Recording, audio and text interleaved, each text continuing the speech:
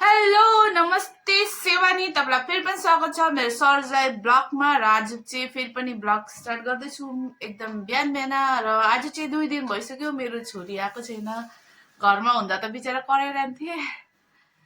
अनि हल्लाहरू हुन्थ्यो अहिले नहुँदा त एकदम सुनसान लागेर फोन गरेर भनेको आउँछ कि आउँदैन भने आउँदैन भन्दैछ भइसक्यो अनि आज चाहिँ आउँछ अरे स्टार्ट गरिसकेको छु हेर्नुहोस् के हुन्छ आजको ब्लगमा र आज चाहिँ म बनाउन जाँदैछु आलुको पराठा अनि मम्मीले आलु मम्मी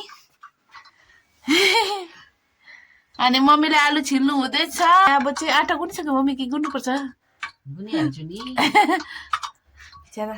अनि म चाहिँ ब्रस गरेको छुइनँ कि भर्खर भर्खर उठेको अनि अब चाहिँ ब्रस गर्छु अनि मम्मीले चाहिँ आलु छिल्नु हुँदैछ अनि आज चाहिँ बनाउन जाँदैछु आलुको पराठा अनि पछि चाहिँ इग्नोर गर्नुहोस् होला प्लास्टिकमा चाहिँ अया मैला छ अनि म चाहिँ अब आलुको पराठा बनाउँछु अनि बनाएर देखाउँछु तपाईँहरूलाई कसरी बनाउँछु भनेर अनि अब चाहिँ हेर्दै गर्नुहोस् होला अब चाहिँ एकछिन ब्रस गरेर तपाईँलाई फेरि पनि भेट्छु किनभने चाहिँ ब्रस गरेको छुइनँ नि त अनि त्यही भएर अब चाहिँ ब्रस गर्छु अनि मेरो छोरी पनि आज आउँछ अनि एकदमै सुनसान कस्तो लाग्दै थियो नाएर नहुँदाखेरि कस्तो लाग्ने रहेछ अस्तितिर त फर्स्ट बस्दाखेरि त उसले त राति मम्मीकोमा जान्छु मम्मीलाई कल गरिदिनु भनेर भन्दै थियो अहिले चाहिँ बसेछ मेरो बिना तर उसको पापाले नि घरिघरि उसलाई फोन गरेर सोध्दै थियो आउँदैनौ छोरी भनेर आउँदैन भन्दै थियो अनि आज चाहिँ आउँछ अरे छोरी चाहिँ अनि त्यही भएर अब चाहिँ ब्रसहरू गर्छु अनि तपाईँलाई एकछिनपछि फेरि पनि भेट्छु र तपाईँसँग चाहिँ हेर्दै गर्नुहोस् होला मेरो सरजाई ब्लग अनि भर्खर भर्खर मेरो छोरी आएको छ मसँग चिप्केको छैन आज 2 दिन बाद आएको छ मेरो छोरी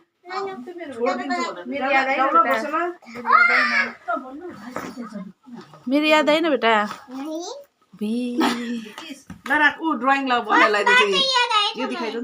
फर्स्टमा याद थियो अहिले चाहिँ आउने एकछिन टाल्नु न मसँग कस्तो रिस उठ्दो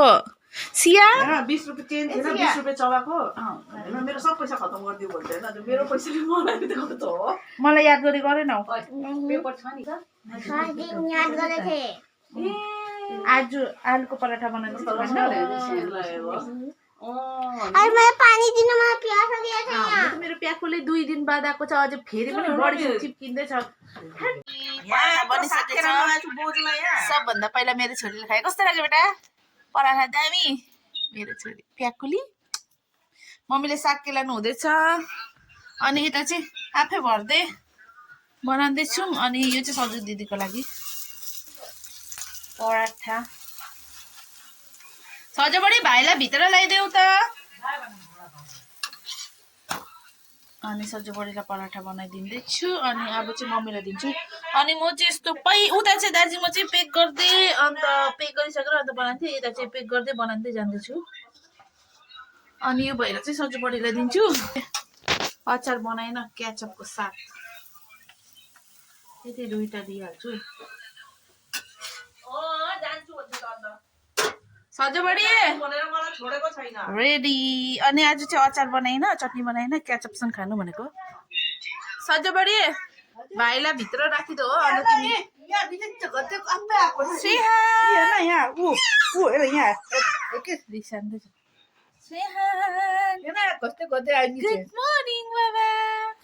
ठुक निकाल्यो न अहिले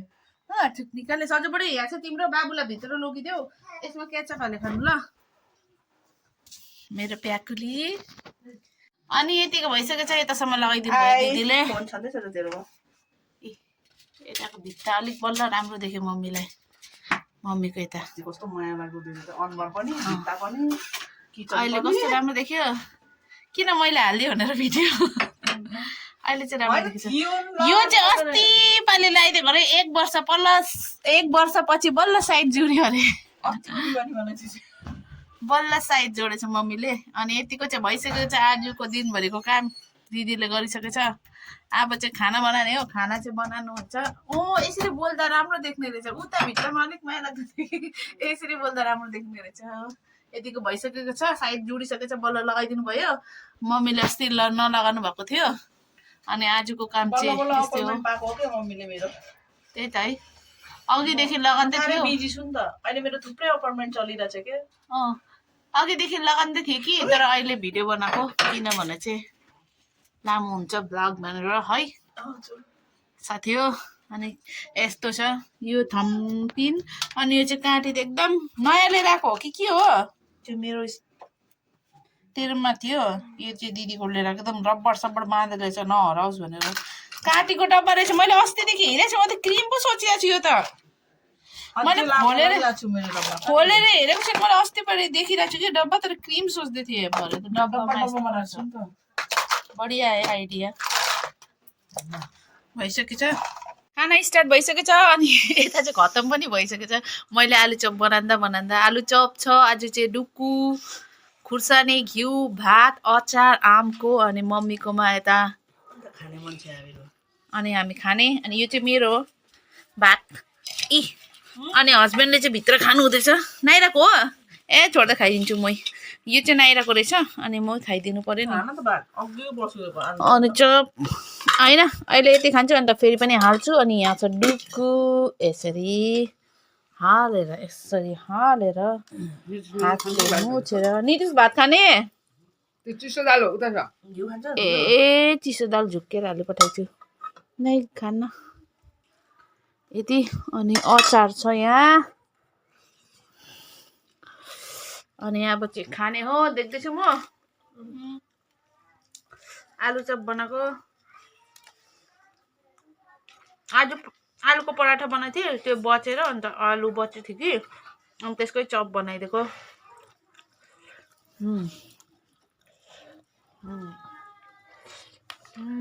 अझै आलु बच्छ अन्त राति झोल बनाइदिनु छैन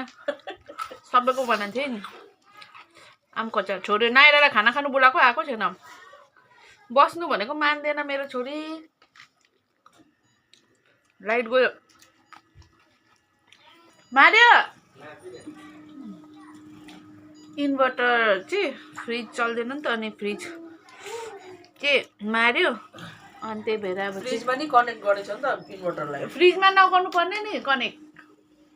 फ्रिजमा सब फ्रिजमा कनेक्ट छ अब त्यही भएर फ्रिज नि जल्दै थियो नि त अन्त म देख्दैछु नि गाइस म देख्दैछु कस्तो छ माम कस्तो छ चप मैले बनाएको अप्ठ्यारो भयो कि खानु अब चाहिँ खाइसकेर भेट्छु तपाईँलाई र अहिले चिप तपाईँको बेलुका भइसकेको छ राति भइसकेको छ अनि मैले चाहिँ स्वेटर पनि लगाइसकेँ किनभने चाहिँ एकदमै जाडो भएको छ नि त अनि नाइरा चाहिँ बस्नु मानेन दिदीसँगै गयो अनि पछि चाहिँ हेरिसक्नुहुन्छ यता अन्त दिदीले पुरा चेन्ज गरिदिनु भयो योहरू लगाइदिनु भयो फेरिदिनु भयो दिदीले भने कि तेरो भिडियोमा अझै माया लाग्दो देख्दै थियो अझै माया लाग्दो देख्दैछ भनेर भने कि अन्त फेरि दिदीले आज चेन्जहरू गरिदिनु भयो लगाइदिनु भयो मम्मीले चाहिँ अस्ति लगाउँछु भन्दै थियो तर बिचरा लगाउनु पाएको थिएन अनि त्यही भएर चाहिँ लगाइदिनु भयो अनि मेरो छोरी चाहिँ बस्नै मानेन 2 दिन बाद आज आएको थियो फेरि आज गइहाल्यो बस्नु भनेको मानेन ऊ अनि आजको ब्लगमा चाहिँ यति नै आशा गर्छु तपाईँहरूलाई यो ब्लग मनपर्छ भनेर र मेरो ब्लग हेरिदिनुको लागि धेरै धेरै धन्यवाद आलङ्की बाई बाई